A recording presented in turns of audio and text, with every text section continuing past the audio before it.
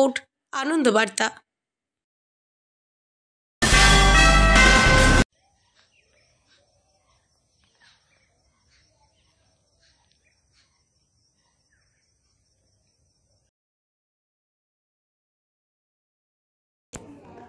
বাঁকুড়া ইন্দুপুর ব্লকের ডাঙ্গারামপুর থেকে গুণনাথ পর্যন্ত প্রায় 8 কিমি রাস্তা বেহাল। রাস্তা সংস্কারের জন্য বারে বারে স্থানীয় প্রশাসনকে, জেলা প্রশাসন ও জেলা নেতৃত্বদের জানিয়েও লাভ হয়নি কিছুই।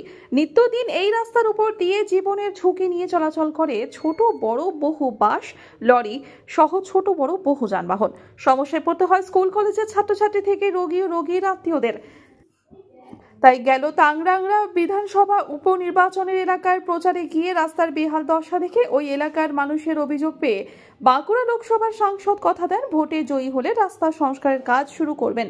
চলতি মাসে 23শে নভেম্বর এই বিধানসভা উপনির্বাচনে জয়ী হয় তৃণমূল প্রার্থী ফাল্গুনী সিংহবাবু।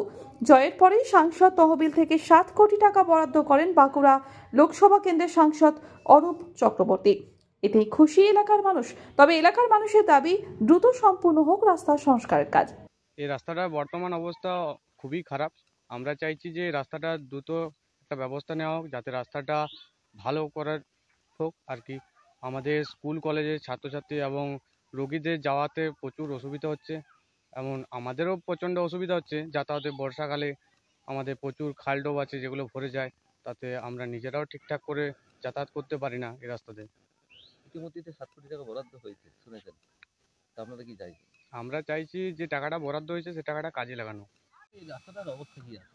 বর্তমানে রাস্তার অবস্থা খুবই বেহাল। দীর্ঘদিন ধরে এই রাস্তার মেরামতের কাজ বন্ধ রয়েছে।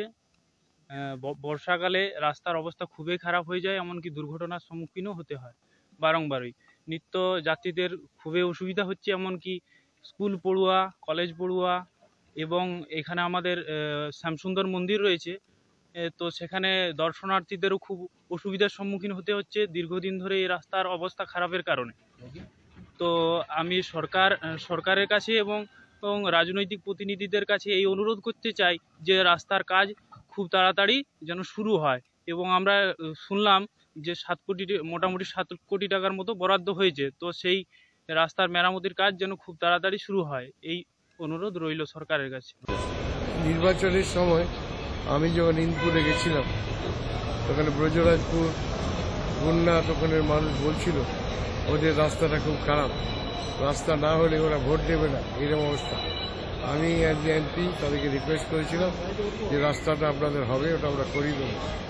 একটা অলরেডি টেন্ডার হয়েছিল ছোট 1,36 লক্ষ, সেটা আমি চিফ মিনিস্টারকে লিখেছিলাম 1 মাস আগে, এদের রাস্তাটা প্রয়োজন আছে। 7 কোটি টাকার স্যাংশন হয়েছে, ওটা গুজরাট থেকে রাস্তাটা হবে, টেন্ডার প্রসেস শুরু হবে।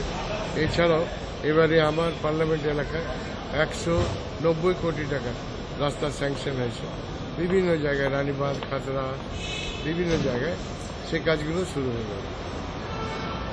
ওখানের মানুষ খুব খুশি হয়েছে খবরটা পেয়ে। আমিও খবর পাওয়ার সঙ্গে সঙ্গে জানিয়ে দিয়েছি। আমি প্রথমে জেলা শাসকের কাছে জানতে পারি যে প্রজেক্টগুলো স্যাংশন হয়েছে। Thank you. বাঁকুড়া থেকে সৈয়দ মাফিজুল হুদা রিপোর্ট, আনন্দ বার্তা।